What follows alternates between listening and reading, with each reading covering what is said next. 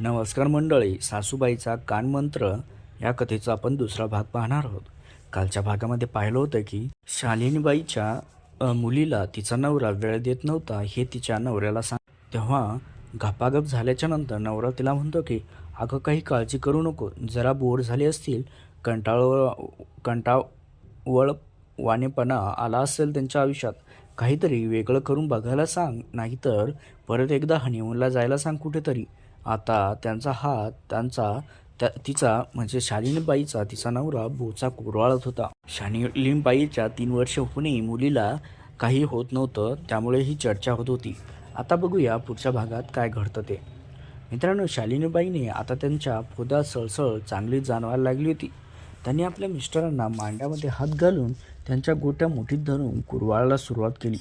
जांघामध्ये बोटही फिरवत होती. आपला दांडा पंजात घेऊन चोळला, पण तरीही तो गपच. अजूनही त्यांच्या तोडल्याचं केलं होतं नव्हतं. शालिनीबाईने जबरदस्तीने मिस्टरांचा एक पाय ओढून आपल्या दोन्ही मांड्यामध्ये येऊन त्यांच्या पोटावरूनच आपली जीभ टाच घासली. अहो, अजून एक राऊंड करूया ना, या असेवर. त्यांनी त्यांच्या खांद्यावर हात ठेवून त्यांना आपल्या छातीवर ओढण्याचा प्रयत्न केला, पण मिस्टरांनी जरा विरोध दर्शवला. नको ग, माझं झालंय मगाशीच, आता थकलोय आणि उद्या लवकर जायचं ऑफिसला. ऑडिट सुरू होतंय उद्यापासून. चायला हे ऑडिटर लोक कितीही चांगलं काम केलं तरी आमची मारूनच ठेवतात. टेन्शन असतं. मग मीच तुम्हाला चान्स देते ना, या की असेवर. त्यांनी परत त्यांना ओढण्याचा प्रयत्न केला. ते जमेना तेव्हा त्यांच्या छातीवर आपली मान घुसळत खाली नेली आणि मांड्यामध्ये आपलं तोंड नेत त्यांनी जांघ्यामधला तो पुरुषी उग्रवास आपल्या नाकामध्ये दीर्घ श्वास घेतला. आता त्यांच्या शरीरात असणं जागृत झाली होती. आपलं तोंड पुढे नेत त्यांनी त्याचा आखडलेला आणि तोंडल्यासारखा शमनात घेण्याचा प्रयत्न केला. अगं नको ग शालिनी, प्लीज, आज जरा टेन्शन आहे. मी जरा ऑडिट संपू दे, मग मी 2-1 दिवसाची सुट्टी टाकणार आहे. मग चांगलं दोन्हीकडून तुला ठोकून देतो बघ. आपल्या जांघेत वाकलेल्या शालिनीबाईचा बोचा हात लांब करून पंजात दाबत ते म्हणाले. शालिनीबाई अनिच्छेनेच परत सरळ झाल्या आणि त्यांच्या अंगावरून बाजूला होत पाठीवर नीट झोपल्या. मिस्टरांनी जरासे बाजूला होत पाठ वळवली आणि तेही झोपून गेले. शालिनीबाई बराच वेळ तळमळत होत्या. त्यांच्या शरीरात सळसळत असलेली उत्तेजना त्यांना स्वस्थ झोपू देत नव्हती. त्यांनी मांड्यामध्ये हात नेत बोटांनी छेडून पाहिले, पण उत्तेजना आणखीच वाढली. बाजूला नवरा पडलेला असताना त्यांना मोकळेपणाने हात चालवता येत नव्हता. परत त्यांच्या हालचालीकडे बेड कुरकुरला असता. उगीचच मिस्टरांना जाग येऊन आपली गोची व्हायची या विचाराने त्या पडून राहिल्या. उद्या जरा निवांत वेळ मिळाला की बघू, असं म्हणत त्यांनी बराच वेळ जागेच होत्या. रमाबद्दल म्हणजे त्यांच्या मुलीबद्दल विचारात त्यांनी केव्हा झोप लागली तेही कळलं नाही. सकाळी गजरेच्या आवाजाने त्या जागी झाल्या. 1 मिनिट त्यांना कळेनाच की आपण कुठे आहोत. हळूहळू त्यांना आठवले की ती कालची रात्र, बऱ्याच दिवसानंतर झालेला तो गपागप, अर्धवट तोही. उठून बसत त्यांनी आजूबाजूला पाहिलं. त्यांच्या अंगावर कपडे नव्हते, म्हणजे रात्री त्यांना शुद्धच राहिली नव्हती म्हणायची. खूप दिवसानंतर गपागप झाला होता. त्यांना खूप लाजही वाटली. पटकन त्यांनी पलंगाच्या बाजूला पडलेली चड्डी हातात घेऊन पायावरून ओढली. मांड्यांना लगडलेला चिटकावा त्यांनीही जाणवला. त्याने आपला झांपड शोधायला सुरुवात केली. ती कुठे सापडेना. पलंगावरून धडपडत उठत त्यांनी लाईट लावला. तेव्हा त्यांना चादरीवर बिंदाचे पडलेले डाग दिसले. ते बघून त्यांना परत रात्रीचे तीव्रतेने आठवण झाली. अंग परत मोहरून आले होते. चेहरा लाजेने लालही झाला होता. चादर बदलायला हवी. कोणी यायच्या आत त्यांनी मनाशी खानगूट बांधली आणि काल आपण पतीने आपल्या तापलेल्या पोत्यावर थंड पाणी टाकून कसं अर्धवट सोडलंय ते आठवून पंगावरच उघड्या पसरलेल्या आपल्या पतीकडे रागानं त्यांनी पाहिलं. काय ग बाई, नीट सरळ झोपताही येत नाही यांना, असं म्हणत त्यांनी अजूनच घोरत असलेल्या पती महाशयाच्या अंगावर चादर खसकन ओढली. अगं असं काय, थांब ना जरा झोपू दे की, असं म्हणत ते परत कुशीवर वळले. तेही पूर्ण उघडेच होते, उघडे भोंगळे. उठा म्हटलं, आता 6 वाजले, गजर केव्हाचाच झालाय. जागच आली नाही आज, असं म्हणत त्यांनी आजूबाजूला पाहिलं. तेव्हा त्यांना आपल्या उघडे भोंगळ्याची जाणीव झाली. त्यांनी पटकन एक उशी उचलून मांड्यावर धरली. वर बघितल्यावर त्यांनी आपली बायको अर्ध असल्यासमोर उभी आहे असं जाणवलं. आपल्यासमोर उभी आहे हे जाणवलं आणि ते मिस्किलपणे तिच्याकडे पाहू लागले. आता बघत काय बसल्या बायकोकडे. बायकोला कधी असं उघडं नांगडं पाहिलं नाही का? चला उठा आता, ऑफिसला जायचं ना. एक सुस्कारा सोडत त्यांनी एक जांभई दिली.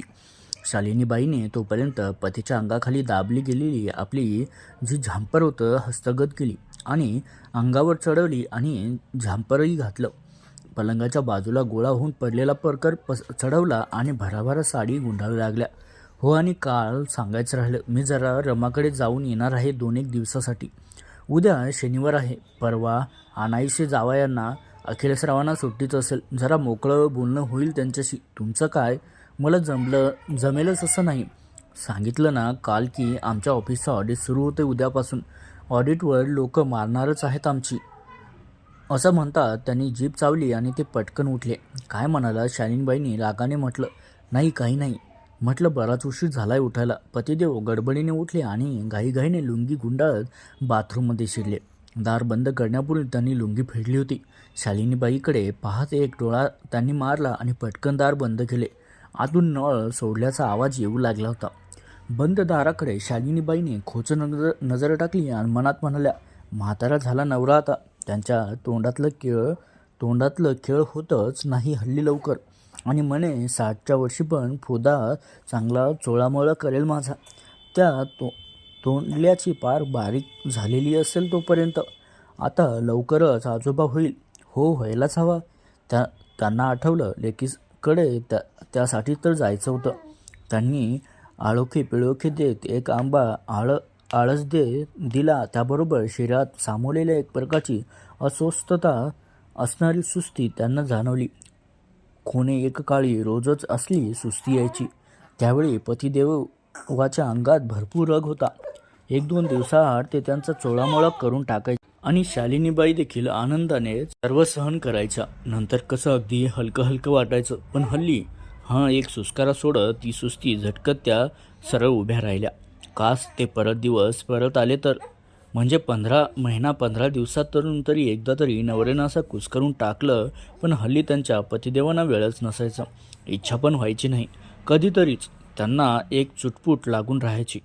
त्यांचे सगळे अंग रात्रभर आक्रोशात राहायचं त्या स्पर्शासाठी. शालिनीबाईने भराभरा आवरायला घेतलं.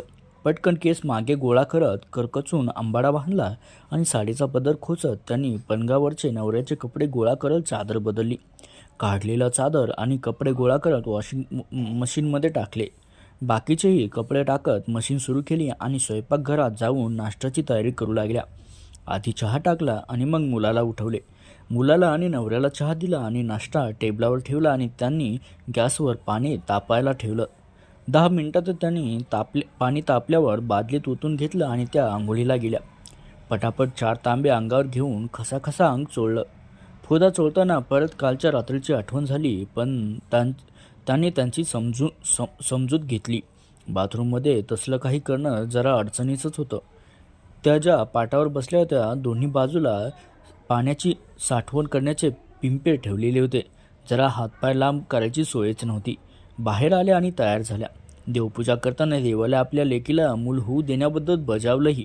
नाहीतर कडक उपवास करीन अशी धमकी दिली. त्यांचे पतिदेव तोपर्यंत नाश्ता करून ऑफिसला गेले होते आणि कामवाली बाई सुद्धा आली होती.